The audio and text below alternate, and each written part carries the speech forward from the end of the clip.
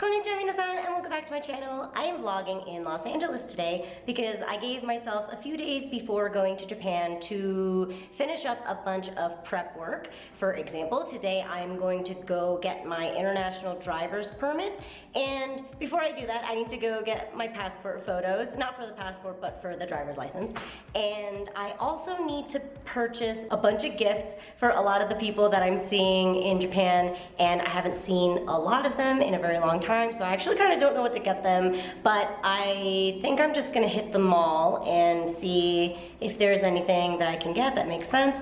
And yeah, I'm gonna try to have kind of a relaxing day. I'm trying to have a relaxing day because I'm really actually exhausted from working in San Francisco when I live in LA, and I thought I was gonna be like stupendously good at traveling and kind of living that lifestyle, but I was proven wrong by my own body and heart.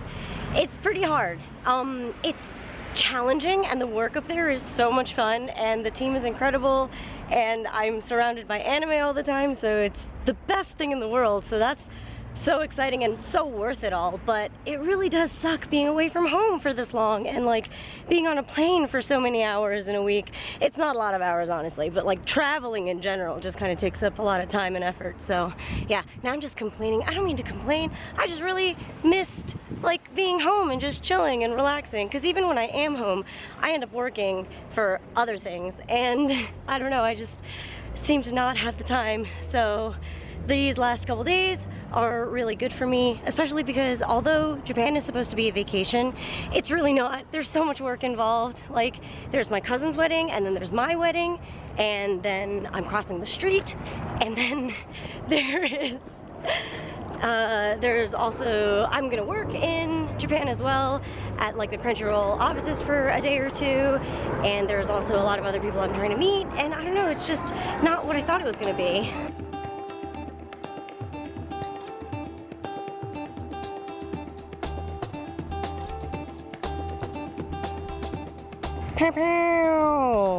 So let's take a look. Wow, very, very greasy. Very, very greasy. Good for me. Ew.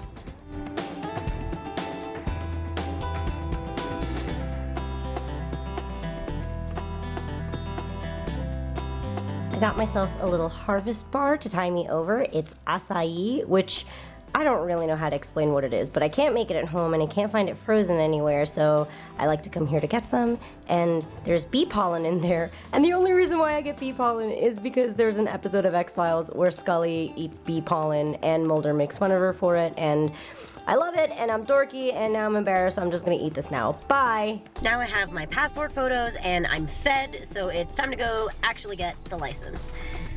Where do I go again? Damn it.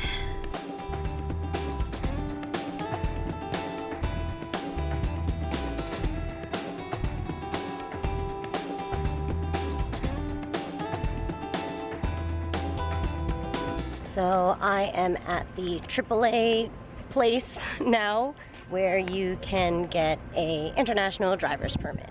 For those of you who want to drive in another country, it's actually very easy to do so. You literally just pay like a $20 application fee and you fill out like your very basic identification information, and then you just go to AAA, and if your country is among the list of countries that they provide driver's licenses for, then you can just do so very easily. Just go to any of them and remember to bring your application papers, and you do also need passport photos, so the 2x2s with like the white background, no shadows, that one. And yeah, that's it. So let's go get one for Japan. So this is what the international driver's permit looks like, and you can, it's basically just like paper, and it has all of the rules and stipulations in like a bunch of different languages and all the countries it's permitted in, and then the last page is where your picture is.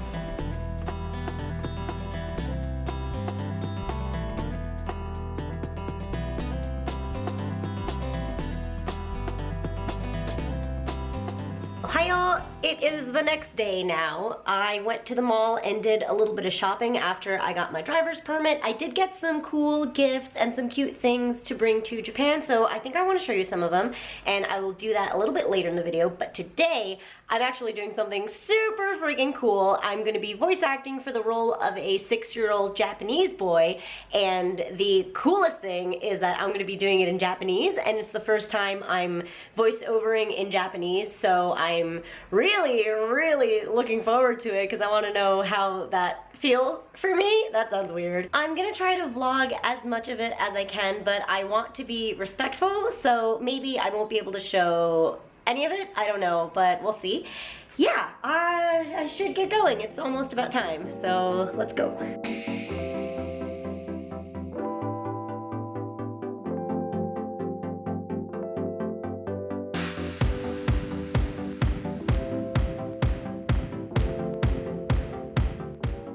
Sorry this vlog is so choppy. By the time I got to the recording studio, I had very little batteries left, which is totally my fault, and all of the recording booths are pretty close together, so I didn't want to make any extraneous noises, and I also didn't want to be obnoxious taking out my vlogging camera, so the only footage I got is what you just saw. And now I wanted to show you some of the gifts I got for my friends and family in Japan, because they're pretty neat, and I got some things that I personally really enjoyed as well.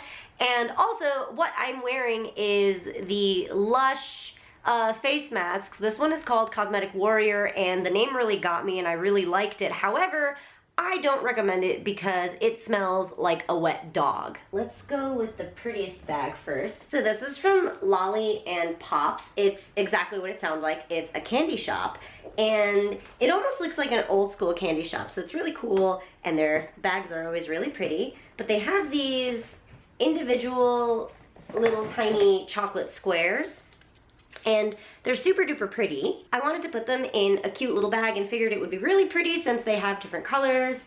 So yeah, that's that. I have a bunch of different flavors, and I normally don't really like chocolates, but they were very tasty. I recommend Lolly and Pops for any kind of gift giving because their packaging is really cute, and they also have really good truffles. I think I got Maddie a few truffles for his birthday. This is where I got it from. And next we have some things from Sephora. I have a love-hate relationship with Sephora. I go there pretty often. I buy a lot of their things. I especially buy a lot of their face masks and eye masks because they work really well, but I hate their customer service. The ladies at the counters are usually quite kind, but the people that are just on the floor, I'm sorry, but they suck. They suck so much. They seem very pretentious, and they don't really want to like help you unless it seems like you're gonna be spending a lot of money, and that's quite obvious to me because I worked retail too. But I don't know, it's kind of shitty because it's like a very expensive establishment, so no matter what, you should be kind of be treating everyone really nicely.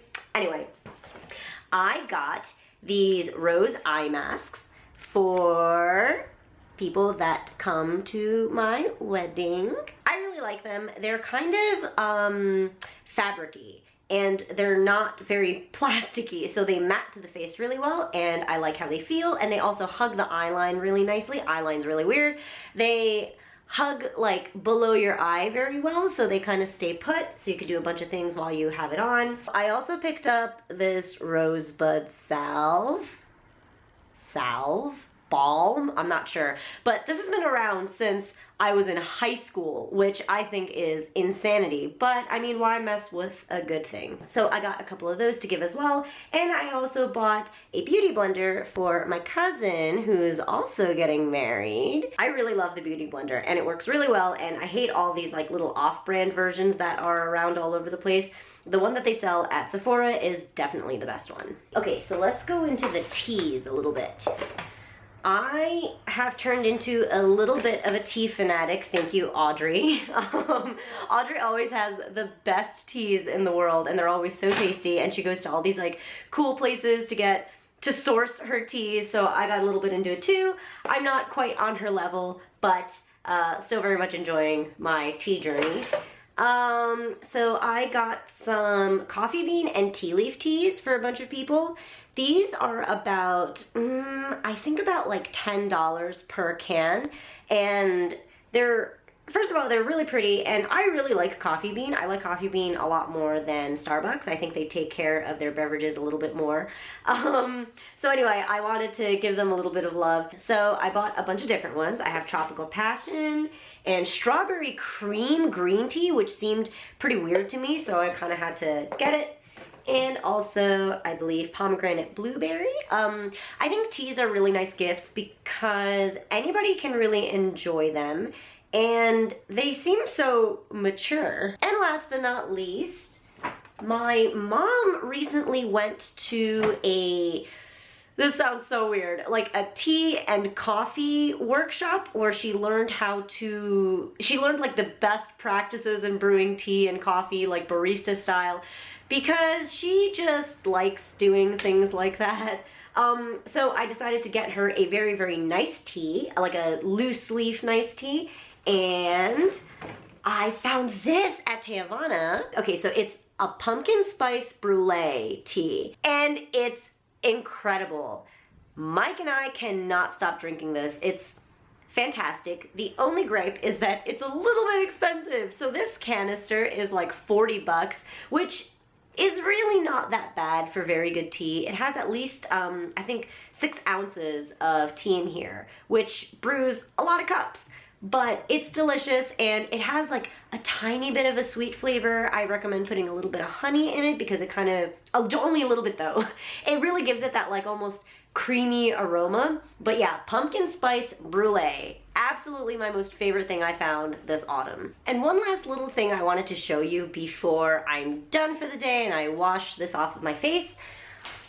Since I am from a shrine family, there is a tradition in the new year where you bring all of your protective charms and talismans from the year and you burn them, but you burn them at the Shinto shrine.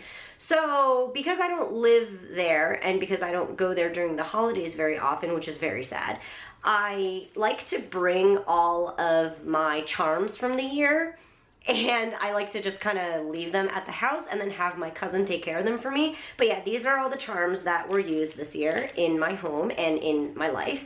This is for driving. It's called Kotsu Anzen. Kotsu Anzen no omamori. Oh yeah, charms are called omamori in Japanese. And they're very common, and they're not only awesome gifts, but they're actually very thoughtful because there are different types of them and different versions of them. Like for example, this one is for traffic safety, Kotsu Anzen. So you stick this in your car, and it's made with a little suction cup so you could just put it in your car. This was Mike's Kotsu Anzen. This was Mike's travel safety charm. And this one is to protect your home and everyone inside of your home. So you put this like, I put this in my kitchen. I kept it in my kitchen for the year because the kitchen's pretty open and it outlooks into the living room, so I figured it would be a nice spot for it. And this is a Kotsu Anzen from many, many years ago. It's, I think I put it in my glove compartment after getting a new one and I forgot about it. So this one is really old and I'm so sorry. Gomen nasai. But, yeah, this will be disposed of this year. And I gotta go because now these cats are annoying me because they need to be fed. So as always, thank you guys so much for watching the video. I hope you liked it, and if you did so, please hit that like button and please subscribe if you haven't already. And let me know in the comment section below, what is your favorite fall item this year so far? Mine is the pumpkin spice brulee tea from Teavana. Okay, gonna go now. Rambled long enough. So until then, I'll see you in Japan.